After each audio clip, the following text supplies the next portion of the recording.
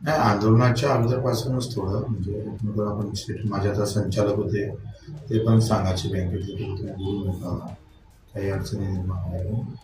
आणि आंदोलनामुळं आता थोडं एका मुख्य माणसाच्या, राज्याच्या मुख्य माणसाच्या कॅबिनमध्ये 2 आमदार आंदोलनाच्या सोबत होते आणि तिथे एक अधिकारी होते.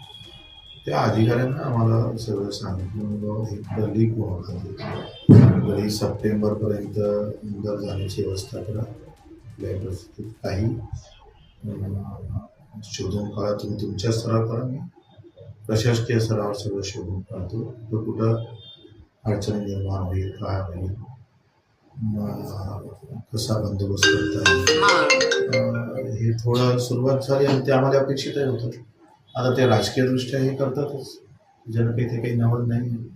पर आम्हाला ते अपेक्षितही आहे आणि आमच्या मायनं पहिले सांगितलं. आता सार्वजनिक जीवनात येशील तर भगतसिंगासारखा लढजो.